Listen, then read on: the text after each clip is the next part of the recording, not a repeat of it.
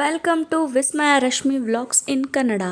ಬನ್ನಿ, ಇವತ್ತು ಮತ್ತೊಂದು ಉತ್ತರ ಕರ್ನಾಟಕದ ಹೆಲ್ದಿ ಮತ್ತು ಟೇಸ್ಟಿಯಾಗಿರ್ತಕ್ಕಂಥ ಪುಂಡಿ ಪಲ್ಯ ಅಥವಾ ಗೊಂಗುರು ಸೊಪ್ಪಿನ ಪಲ್ಯನ ಹೇಗೆ ಮಾಡೋದು ಅಂತ ನೋಡ್ಕೊಂಡು ಬರೋಣ. ಇವತ್ತು ನಾನು ತೋರಿಸ್ತಕ್ಕಂಥ ಈ ಪುಂಡಿ ಸೊಪ್ಪಿನ ಪಲ್ಯಕ್ಕೆ ಯಾವುದೇ ನುಚ್ಚನ್ನು ನಾನು ಬಳಸ್ದೇ ಕಾಳುಗಳನ್ನು ಹಾಕ್ಕೊಂಡು ಹೇಗೆ ಪಲ್ಯ ಮಾಡೋದು ಅಂತ ನೋಡ್ಕೊಳ್ಳಿ. ಮೊದಲಿಗೆ ನಾನು ಇಲ್ಲಿ 1 ಕಪ್ಪಷ್ಟು ಹೆಸರು ಕಾಳನ್ನು ತಗೊಂಡಿದ್ದೀನಿ. ಹೆಸರು ಕಾಳು ಬದಲಿಗೆ ನೀವು ಹಲಸಂದಿ ಕಾಳನ್ನು ಸಹ ಬಳಸ್ಬೋದು. ಹಾಗೆ ಹೆಸರು ಕಾಳು ಕಪ್ ಅಳತೆಗೆ ನಾನು ಅರ್ಧ ಕಪ್ಪಷ್ಟು ಕಡಲೆಬೇಳೆಯನ್ನು ತಗೊಂಡಿದ್ದೀನಿ.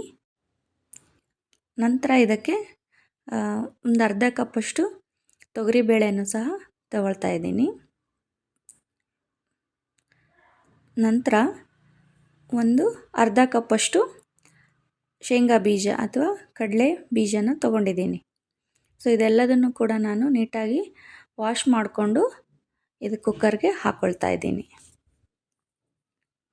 ಕ್ಲೀನಾಗಿ 2ರಿಂದ 3 ಸರ್ತಿ ನೀರಲ್ಲಿ ತೊಳ್ಕೊಂಡು ನಂತರ ಇದನ್ನು ನಾನು ಕುಕ್ಕರ್ಗೆ ಸೇರಿಸ್ತಾ ಇದ್ದೀನಿ. ಹಾಗೆ ಇದಕ್ಕೆ ಗೊಂಗುರು ಸೊಪ್ಪು 1 ಕಟ್ಟಷ್ಟು ಗೊಂಗುರು ಸೊಪ್ಪನ್ನು ಕೂಡ ಹಾಕ್ಕೊಳ್ತಾ ಇದ್ದೀನಿ. ಓಕೆ, ನೋಡಿ, ಅದಾದಮೇಲೆ ನೆಕ್ಸ್ಟು ಇದಕ್ಕೆ ಮುಳುಗುವಷ್ಟು ನೀರನ್ನು ಸಹ ಹಾಕ್ಕೊಳ್ತಾ ಇದ್ದೀನಿ. ಇದಕ್ಕೆ 2 ಗ್ಲಾಸಷ್ಟು ನೀರು ಹಾಕ್ಕೊಂಡ್ರೆ ಸಾಕಾಗುತ್ತೆ. 2 ಗ್ಲಾಸಷ್ಟು ನೀರನ್ನು ಸೇರಿಸ್ಕೊಂಡು 3 ವಿಷಲನ್ನು ಕೂಗಿಸ್ಕೊಳ್ತಾ ಇದ್ದೀನಿ. ನಂತರ ಇದು ವಿಷಲ್ ಆಗಿದೆ ನೋಡುವುದು. ಈಗ ಈ ರೀತಿಯಾಗಿ ಕಾಣಿಸ್ತಾ ಇದೆ. ಕಾಳುಗಳು ಮತ್ತು ಸೊಪ್ಪು ಚೆನ್ನಾಗಿ ಬೆಂದಿದೆ.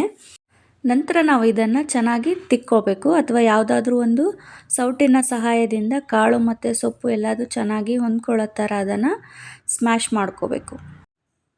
ನನ್ನ ಹತ್ರ ವುಡನ್ ಸ್ಪೂನ್ ಇದೆ, ಬೇಳೆ ತಿಕ್ಕೋದು ಸೌಟು. ಅದರ ಸಹಾಯದಿಂದ ನಾನು ನೋಡಿ ಚೆನ್ನಾಗಿ ಎಲ್ಲ ಕಾಳುಗಳನ್ನು ಕೂಡ ತಿಕ್ಕೊಳ್ತಾ ಇದ್ದೀನಿ ಅಥವಾ ಮಸ್ಕೊಳ್ತಾ ಇದ್ದೀನಿ.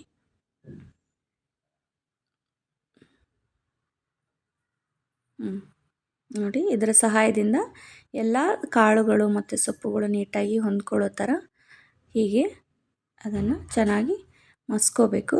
ಈಗ ರೆಡಿಯಾಗಿದೆ. ಇದಕ್ಕೆ ಒಗ್ಗರಣೆಯನ್ನು ಸಹ ಈಗ ನಾವು ರೆಡಿ ಮಾಡ್ಕೊಳ್ಳೋಣ. ಏನಿಲ್ಲ, ಒಂದು ಪಾತ್ರೆಗೆ 2ರಿಂದ 3 ಸ್ಪೂನು ಆಯಿಲ್ ಹಾಕ್ಕೊಂಡಿದ್ದೀನಿ. ಹಾಗೆ ಸ್ವಲ್ಪ ಒಂದು ಅರ್ಧ ಸ್ಪೂನಷ್ಟು ಸಾಸಿವೆ, ನಂತರ ಇದಕ್ಕೆ ಕರಿಬೇವು ಹಾಗೆ ಬೆಳ್ಳುಳ್ಳಿಯನ್ನು ಸಹ ನಾನು ಸೇರಿಸ್ಕೊಳ್ತಾ ಇದ್ದೀನಿ. ಬೆಳ್ಳುಳ್ಳಿ ಹಾಕೋದ್ರಿಂದ ಇದಕ್ಕೆ ಒಂದು ಒಳ್ಳೆ ಘಮ ಬರುತ್ತೆ ಅಂತ ಹೇಳ್ಬೋದು. ನಂತರ ನಾನು ಇದಕ್ಕೆ 3ರಿಂದ 4 ಹಸಿರು ಮೆಣಸಿನ್ಕಾಯನ್ನು ಹೆಚ್ಚಿಟ್ಕೊಂಡಿದ್ದೀನಿ, ಅದನ್ನು ಸಹ ಸೇರಿಸ್ತಾ ಇದ್ದೀನಿ. ಹಾಗೆಯೇ ಇದಕ್ಕೆ ಒಂದು ದೊಡ್ಡದು ಈರುಳ್ಳಿಯನ್ನು ಸಹ ಉದ್ದುದ್ದಕ್ಕೆ ಹೆಚ್ಚಿಕೊಂಡು ಅದನ್ನು ಸಹ ಇದಕ್ಕೆ ಸೇರಿಸ್ತಾ ಇದ್ದೀನಿ. ಇದೆಲ್ಲದನ್ನು ಸಹ ನಾವು ಮಿಕ್ಸಿ ಜಾರಿಗೆ ಹಾಕ್ಕೊಂಡು ತರಿಯಾಗಿ ರುಬ್ಬಿ ಸಹ ನಾವು ಒಗ್ಗರಣೆ ಮಾಡ್ಕೋಬೋದು, ಅಥವಾ ಹಾಗೆಯೇ ಮಾಡಿನೂ ಸಹ ಇದನ್ನು ಒಗ್ಗರಣೆ ಮಾಡ್ಕೋಬೋದು. ನಂತರ ಇದಕ್ಕೆ ನಾನು 1 ಸ್ಪೂನಷ್ಟು ಅರಿಶಿನ ಹಾಗೆ 2 ಸ್ಪೂನಷ್ಟು ಉಪ್ಪು, ನಿಮಗೆ ರುಚಿಗೆ ಎಷ್ಟು ಬೇಕಾಗುತ್ತೋ ಅಷ್ಟು ಉಪ್ಪನ್ನು ಸೇರಿಸ್ಕೊಳ್ಳಿ. ನಂತರ ಇದಕ್ಕೆ ನಾವು ಕುದಿಸಿ ಇಟ್ಟಿರ್ತಕ್ಕಂಥ ಕಾಳನ್ನು ಸಹ ಈಗ ಸೇರಿಸ್ಕೊಳ್ತಾ ಇದ್ದೀನಿ. ಎಲ್ಲದನ್ನು ಚೆನ್ನಾಗಿ ಕಲಿಸ್ಕೋಬೇಕು, ನೀಟಾಗಿ ಅದು ಒಗ್ಗರಣೆಗೆ ಹೊಂದ್ಕೊಳ್ಳೋ ಥರ ಕೈಯಾಡಿಸ್ಬೇಕು. ನೋಡಿ, ಈಗ ಅದು ಸ್ವಲ್ಪ ಗಟ್ಟಿಯಾಗಿದೆ. ಅದಕ್ಕೆ ನೀರನ್ನು ಹಾಕ್ಕೊಂಡು ಅದನ್ನು ಕನ್ಸಿಸ್ಟೆನ್ಸಿಯನ್ನು ನಾವು ಕರೆಕ್ಟಾಗಿ ಮಾಡ್ಕೋಬೇಕು. ನೋಡಿ, ಈ ಹದಕ್ಕೆ ಅದು ಪಲ್ಯ ರೆಡಿ ಆದರೆ ಸಾಕು. ನೋಡಿ, ಅದಕ್ಕೂ ಚೆನ್ನಾಗಿ ಕುದಿ ಬಂದಿದೆ. ನಂತರ ಇದಕ್ಕೆ ನಾನು ಕೊತ್ತಂಬರಿ ಸೊಪ್ಪನ್ನು ಹಾಕ್ಕೊಂಡು ಕೈಯಾಡಿಸ್ತಾ ಇದ್ದೀನಿ. ಓಕೆ, ಈಗ ನೋಡಿ, ಪುಂಡಿ ಸೊಪ್ಪಿನ ಪಲ್ಯ ರೆಡಿನೇ ಆಗೋಯ್ತು. ತುಂಬ ಹೆಲ್ದಿಯಾಗಿರ್ತಕ್ಕಂಥ ಹಾಗೆಯೇ ರುಚಿಯಾಗಿರುವಂತಹ ಪುಂಡಿ ಸೊಪ್ಪಿನ ಪಲ್ಯ ರೆಡಿ ಆಯಿತು. ನೋಡಿ, ಪುಂಡಿ ಸೊಪ್ಪಿನ ಪಲ್ಯದ ಜೊತೆಗೆ ಒಳ್ಳೆ ಕಾಂಬಿನೇಷನ್ ಅಂದರೆ ಅದು ಜೋಳದ ರೊಟ್ಟಿ. ನೋಡಿ, ಜೋಳದ ರೊಟ್ಟಿಯನ್ನು ಸಹ ನಾನು ಮಾಡಿ ಇಟ್ಟಿದ್ದೀನಿ, ನಿಮ್ಮ ಹತ್ರ ಕೂಡ ಅದನ್ನು ಶೇರ್ ಮಾಡ್ತಾ ಇದ್ದೀನಿ. ನೋಡಿ ಎಷ್ಟು ಚೆನ್ನಾಗಿ ರೊಟ್ಟಿಗಳು ಬಂದಿದೆ ಅಂತ. ನಾನು ರೊಟ್ಟಿ ರೆಸಿಪಿಯನ್ನು ಸಹ ನಾನು ವಿಡಿಯೋನ ಹಾಕಿದ್ದೀನಿ. ನೀವು ಯಾರಿಗೆಲ್ಲ ರೊಟ್ಟಿ ಮಾಡೋಕ್ಕೆ ಬರೋದಿಲ್ವೋ ಅಥವಾ ಯಾರೆಲ್ಲ ಇನ್ನೂ ಹೊಸದಾಗಿ ಕಲಿತಾ ಇದ್ದೀರೋ ಅವರಿಗೆ ಆ ರೆಸಿಪಿ ಹೆಲ್ಪ್ ಆಗ್ಬೋದು ಅಂತ ಅಂದ್ಕೊಂಡಿದ್ದೀನಿ. ಆ ವಿಡಿಯೋ ಕೂಡ ನೀವು ಚೆಕ್ ಮಾಡಿ. ಹಾಗೆ ಈ ರೆಸಿಪಿ ನಿಮಗೆ ಇಷ್ಟ ಆಗಿತ್ತು ಅಂತಂದರೆ ದಯವಿಟ್ಟು ನಮ್ಮ ಒಂದು ಚಾನಲ್ಗೆ ಸಬ್ಸ್ಕ್ರೈಬ್ ಮಾಡಿ, ಹಾಗೆ ವಿಡಿಯೋಗೆ ಲೈಕ್ ಮಾಡಿ, ಶೇರ್ ಮಾಡಿ ಮತ್ತು ಸಪೋರ್ಟ್ ಮಾಡಿ. ನೋಡಿ, ಒಳ್ಳೆ ರುಚಿಯಾಗಿರ್ತಕ್ಕಂಥ ರೊಟ್ಟಿನೂ ಸಹ ರೆಡಿಯಾಗಿದೆ. ಹಾಗೆ ಅದರ ಜೊತೆಗೆ ಪುಂಡಿ ಸೊಪ್ಪಿನ ಪಲ್ಯ ಸಹ ರೆಡಿಯಾಗಿದೆ. ಇನ್ನೇನು ತಡ, ಬನ್ನಿ ಪ್ಲೇಟಿಗೆ ಹಾಕ್ಕೊಂಡು ಬ್ಯಾಟಿಂಗನ್ನು ಶುರು ಮಾಡೋಣ.